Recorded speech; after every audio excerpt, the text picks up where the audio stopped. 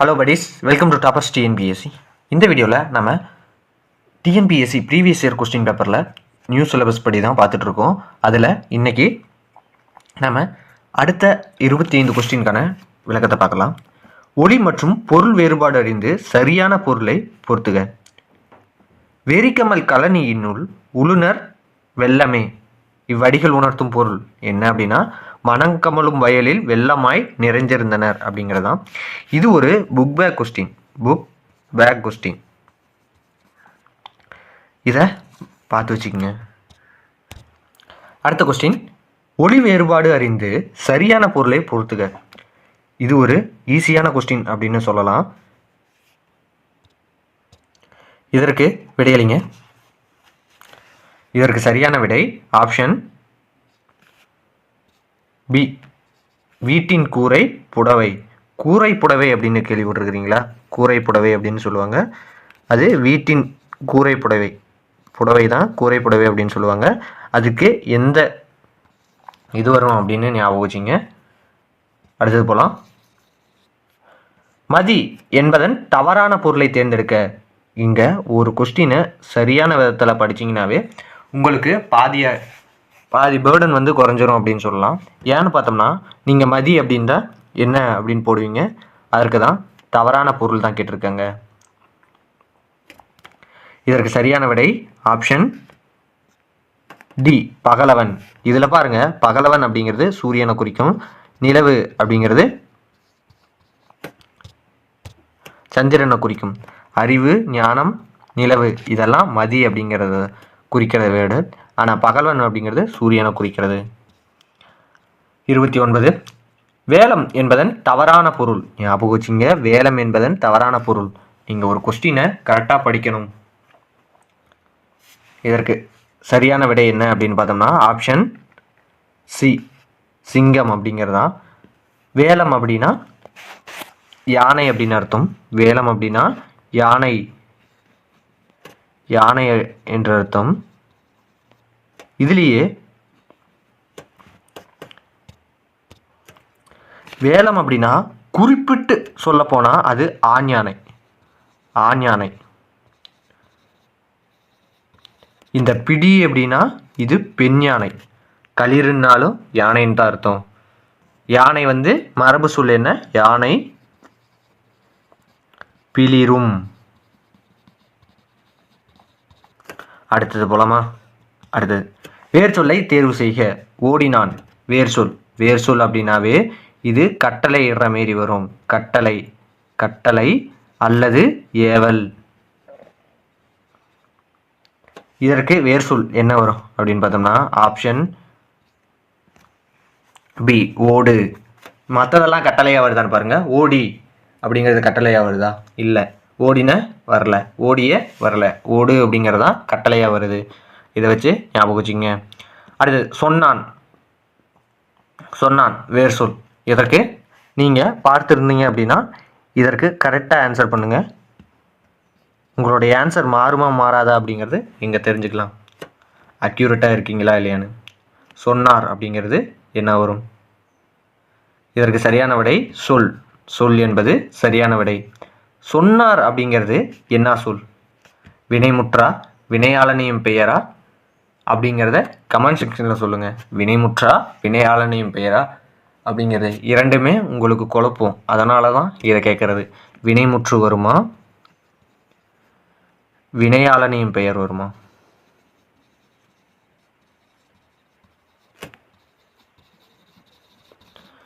பெயர், இது முற்று. அடுத்து போலாம். வேர்ச்சொல்லின் தொழில் பெயரை காண்க அப்படின்னு கொடுத்துட்டு இங்கே கொடு அப்படிங்கிறதான் வேர்ச்சொல். இதற்கு என்ன வரும்? இதற்கு சரியான விடை ஆப்ஷன் ஏ. இந்த தொழில் பெயரை கண்டுபிடிக்கிறது ரொம்ப ஈஸி அப்படின்னு சொல்லலாம். அல், தல், அம், ஐ, கை இது வரும். இதற்கூடவே நமக்கு மை, வி, சி அப்படின்னு சொல்லிட்டு இன்னும் இருக்குது. அதையெல்லாம் வந்தால் அது வரும். இதுலேயே இந்த கை அப்படிங்கிறது ஐன்னு முடியுதா? இந்த ஐங்கிறது என்ன? இரண்டாம் வேற்றுமை உருபு. தொழில் பெயர்னா ஒரு வினை வந்து தொழிலால் நடக்கிறது தான் வினை. அதற்கு அப்போ கொடுத்தல் அப்படிங்கிறது சரியான விடை. ஞாபகம் வச்சுங்க. கொடுத்து அப்படின்னா ஊ வந்திருக்கு. இது வினை எச்சம். வினை எச்சம். கொடுத்த இது பெயர் எச்சம். பெயர் எச்சம். கொடுத்தவன் அப்படின்னா அது வினையாளனையும் பெயர். வினையாளனையும் பெயர். அடுத்தது வினைமுற்றுக்கு உரிய வேர் சொல்லை தேர்ந்தெடுத்து எழுதுக. தருகின்றனர். ஞாபகம் வச்சுங்க. தருகின்றனர் வேர்ச்சொல். வேர்ச்சொல் என்னன்னு தெரியும். இதற்கு ஆன்சர் பண்ணுங்க. இதற்கு சரியான விடை தா. தா என்பது சரியான விடை. அடுத்தது அகரவரிசைப்படி எழுதுக. இந்த அகரவரிசை அப்படிங்கிறது உங்களுக்கு கரெக்டாக சொல்ல போனால் எல்லாமே தெரிஞ்ச மாரி தான் இருக்கும். ஆனால் ஏதோ ஒரு இடத்துல ஞாபகம் வச்சுங்க, ஏதோ ஒரு இடத்துல நீங்கள் சிம்பிளாக தான் மிஸ்டேக் பண்ணுவீங்க. பெருசாலாம் எந்த மிஸ்டேக்கும் பண்ண மாட்டீங்க. சிம்பிளாக ஓ இதானே அப்படின்ட்டு டக்குன்னு ஒரு ஆன்சரை டிக் பண்ணிட்டு போயிருங்க, அவ்வளோதான் அப்படின்ட்டு. ஆனால் அங்கே வச்சுக்கிறதான் பெரிய விஷயம். அதனால் உங்களுக்கு 1 மார்க் இருந்தாலும் அது பெரிய விஷயம். ஞாபகம் வச்சுக்கிட்டு சீனியர் ஆஸ்பிரன்ஸை கேட்டுட்டு படிங்க. ஏன்னா அந்த 1 மார்க் அப்படிங்கிறது பெரிய விஷயம். உங்களுக்கு இப்போ தெரியாது, கவுன்சிலிங் போகிறப்ப தெரியும். அதனால் கவுன்சிலிங் போகிறதுக்கு முன்னாடியே அந்த 1 மார்க் எவ்வளோ பெருசு அப்படிங்கிறத பார்த்துங்க. அகரவரிசையில் எழுதுக. இதற்கு சரியான விடை அன்பு, இரக்கம், 5 ஒழுக்கம், ஓசை. முதல்ல அகரவரிசைனா முதல்ல உயிரெழுத்து முதல்ல வரணும். எது இருந்தாலும் உயிரெழுத்து தான் முதல்ல வரணும். உயிரெழுத்து முதல்ல வரணும். இது ஃபஸ்ட்டு ரூல்ஸ். இரண்டாவது உயிரெழுத்துக்கு அப்புறம் மெய்யெழுத்து. மூன்றாவது இது இரண்டும் சேர்ந்தாதான் உயிர்மை எழுத்து வரணும். அதனால் அது மூன்றாவது. இதை ஞாபகம் வச்சுக்கோங்க. ஆனால் சிம்பிளாக தான் இருக்கும். கொஸ்டின்லாம் சிம்பிளாக தான் இருக்கும். ஆ ஆ இ உ இது வரும். இல்லைன்னா உயிர்மை எழுத்து வந்துடும். அதுக்கப்புறம் மெய் எழுத்து வரணும். ஆனால் இங்கே ஒன்று புரிஞ்சுக்கங்க. அன்பு இதுக்கும் மாண்பு. மாண்பு இங்கே முதல்ல உயிரெழுத்து, அதுக்கப்புறம் உயிர்மை எழுத்து வரணும். இதை தான் இப்படி சொல்லியிருக்கோம். அடுத்தது அகரவரிசைப்படி சொற்களை சீர் செய்க. இதுவும் அதேமாரி தான். இதற்கு சரியான விடை அளிங்க. இதற்கு சரியான விடை நான் சொல்கிறேன், அப்படியே பார்த்துங்க. Option D. ஆடு, இரக்கம், ஈதல், ஊக்கம், எளிமை. இந்த உயிரெழுத்து கொடுத்துட்டாங்கன்னா உயிரெழுத்து வரிசையில் நீங்கள் ஈஸியாக போட்டுருவீங்க. மெய்யெழுத்தில் தான் கொஞ்சம் கஷ்டமாக இருக்கும். அடுத்து மெய்யெழுத்தை வந்து மனப்பாடம் பண்ணிக்கிங்க. மெய்யெழுத்து உயிர்மை எழுத்து தான். உயிர்மை எழுத்து க க ச அதை மனப்பாடம் பண்ணிங்க. அதுவும் வரிசையாக தெரியணும். இங்கே தான் நிறைய பேர் தப்பு பண்ணுவீங்க. இது வரிசையாக தெரியணும். இந்த வரிசை தான் ரொம்ப முக்கியம். கஷ்டமாக கேட்கணும்னா இந்த வரிசையிலேயே அவங்க குழப்பி கேட்கலாம். அதனால் இந்த அகரவரிசையை மனப்பாடம் பண்ணிக்கிறது நல்லது. அடுத்து டக்குன்னு பார்த்துட்டு போகலாம், டைம் ஆயிடுச்சு. அகரவரிசையில் சீர் செய்க. இதற்கு சரியான விடை ஆப்ஷன் ஏ. கற்றல், காணுதல், கிளி, கீசு, கொம்பு. அடுத்தது அகரவரிசை எழுதுக. இதற்கு சரியான விடை அலுவலர், மக்கள், மாந்தர், மொழி. இதில் பாருங்கள், அலுவலர் அப்படிங்கிறது ஆவா, இது உயிரெழுத்தில் வந்திருக்கா. மக்கள், மாந்தர், மொழி. ஆனால் இங்கே நீங்கள் மக்கள், தருதல் அப்படின்ட்டு முன்னாடி மாக்கு முன்னாடி இருக்கிற வரிசையில் கொடுத்துருந்தாங்கன்னா உங்களுக்கு தெரியாமல் இருக்கும். அதனால் அதை தான் சொல்கிறேன். 1க்கு 2 முறை படிச்சிருங்க. இதிலிருந்து 2 கொஸ்டின் 3 கொஸ்டின் கேட்குறாங்க அப்படின்னா நீங்கள் படித்து தான் ஆகணும். கன்ஃபார்ம் படித்து தான் ஆகணும். அடுத்து அகரவரிசையில் சொற்களை சீர்கழிக. இதுவும் அதே தான். இதுவும் பார்த்துக்குங்க. அடுத்ததும் அகரவரிசை தான். இதற்கான இதை மட்டும் நீங்கள் பார்த்துக்குங்க. அடுத்தது அகரவரிசை, இதுவும் அதே தான். இதை கரெக்டாக பாருங்கள்.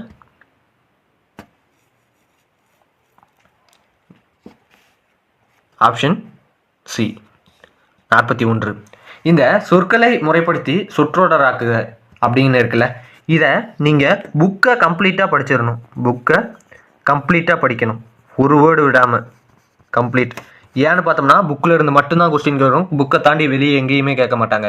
புக்கு மட்டும்தான். தமிழை பொறுத்த அளவுக்கு நீங்கள் புக்கு மட்டும்தான். இப்போ குரூப் 2வே இருக்கட்டும், குரூப் 2 மெயின்ஸு புக்கில் இருந்து கேட்கலினாலும் அது வேறு. இது 10th ஸ்டாண்டர்ட் அப்படிங்கிறது வேறு. அது புக்கில் இருந்து மட்டும்தான் கேட்பாங்க. அதனால் நீங்கள் புக்கை மட்டும் படிச்சிருங்க. இந்த சாண்டியாகோ அப்படிங்கிறது 6ஆம் வகுப்புலேயே என்னமா இருக்கும்னு நினைக்கிறேன். அதில் வந்து நிறையா படம் போட்டு கருத்து படம் போட்டு கொடுத்துருப்பாங்க. அதனால தான் சொல்கிறேன், அதையும் சேர்த்து படிச்சிருங்க. இங்கே பார்க்குறதுக்கு இதெல்லாம் ஈஸியாக தான் இருக்குது அப்படின்னு தெரியும். ஆனால் இதுமாரி கேட்க மாட்டாங்க. ஏதோ ஒரு இடத்துல ட்விஸ்ட் இருக்கும்.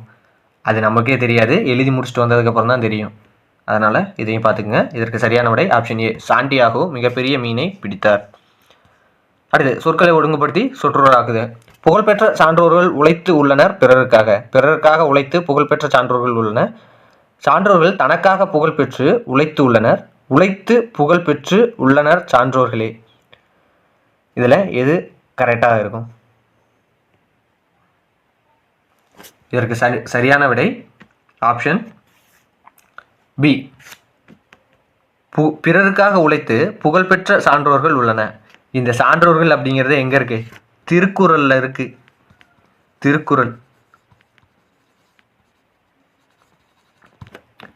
திருக்குறளில் இருக்கு.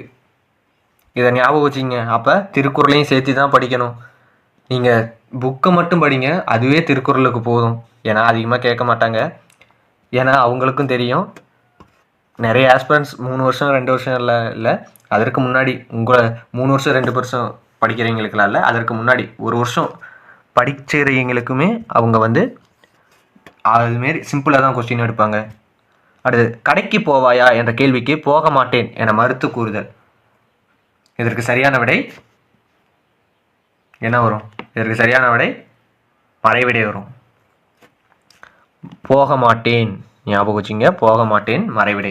மொத்த விடை எத்தனை வகைப்படும்? 8 வகைப்படும். சுட்டு விடை, மறைவிடை, நேர்விடை, வினா எதிர் வினாதல் விடை, உற்றது உரைத்தல் விடை, உருவது கூறல் விடை, இனமொழி விடை. இதை ஞாபகம் வச்சுங்க. வினா வந்து 6 வகைப்படும். அடுத்து, விடை வகை கண்டறிக. என்னுடன் ஊருக்கு வருவாயா என்ற வினாவிற்கு வராமல் இருப்பேனா என கூறுவது. இதற்கு சரியான விடை ஆப்ஷன் சி, வினா எதிர் வினாதல் விடை. இங்க பாருங்க, வினா குறி வந்திருக்கா? நீங்க இதை வச்சே போட்டுடலாம். வினா குறினா வினா எதிர் வினாதல் விடை அப்படின்ட்டு. வருவாயா அப்படிங்கிறதுக்கு வராமல் இருப்பேனா அப்படின்னு கேட்டிருக்காங்க. அடுத்தது, விடைக்கேற்ற வினாவை தேர்ந்தெடுக்க. தேவநாய பாவாணர் மொழி ஞாயிறு என்று அழைக்கப்படுகிறார். இதில் நீங்கள் விடைக்கேற்ற வினா அப்படின்னா முதல்ல கொஸ்டினை படிக்காதீங்க, ஆன்சர் 4யுமே படிச்சிருங்க.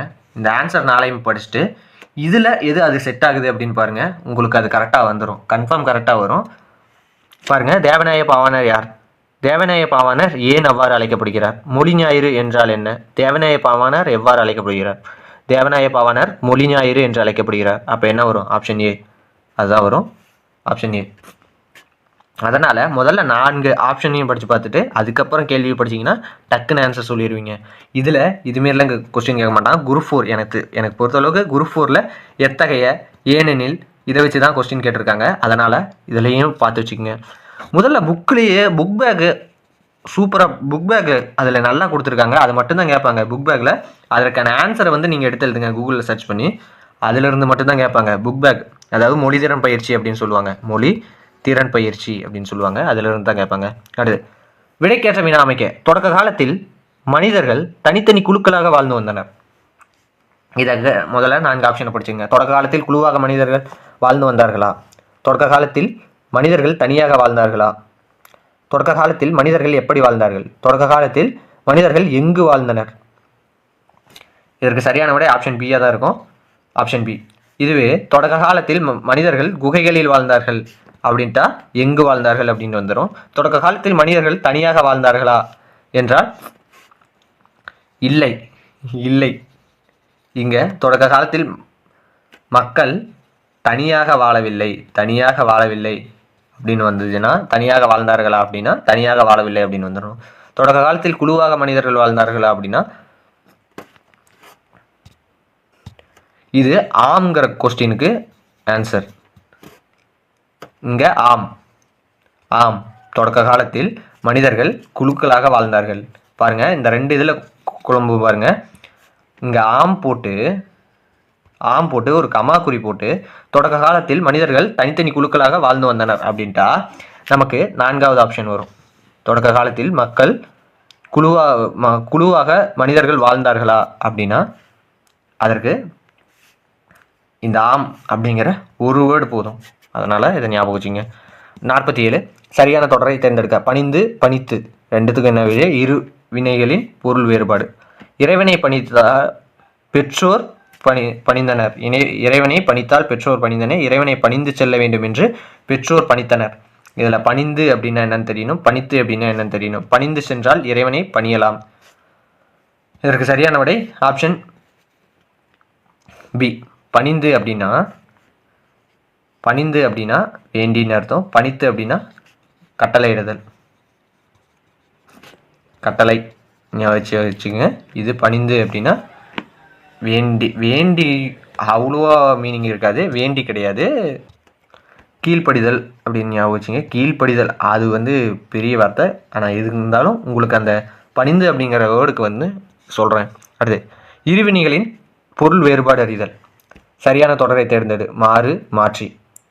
மாறு வேடத்தில் பரிசு பெற்றவுடன் வேடத்தை மாற்றிக்கொண்டார். மாறு மாறு மாற்றி இது ஞாபகம் வச்சுங்க. இதை வச்சு தான் வேடம் மாறி பரிசை கொண்டு பரிசை மாற்றினார். வேடம் மாறி கொண்டு பரிசை மாற்றினார். மாறி மாறி வந்தவர் பரிசை மாற்றினார். மாறு வேடத்தில் பரிசு பெற்றவுடன் வேடத்தை மாற்றிக்கொண்டார். இதற்கு என்ன வரும்?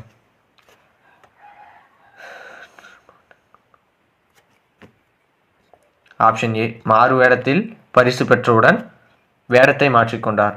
இதில் நீங்கள் இந்த மாறு மாற்றி இதை எங்கே வரும் அப்படின்னு யோசிச்சு பார்த்துக்குங்க. அடுத்தது உள்ளங்கை நெல்லிக்கனி போல. இதுவுமே 10th ஓல்டு புக்கில் இருக்குது.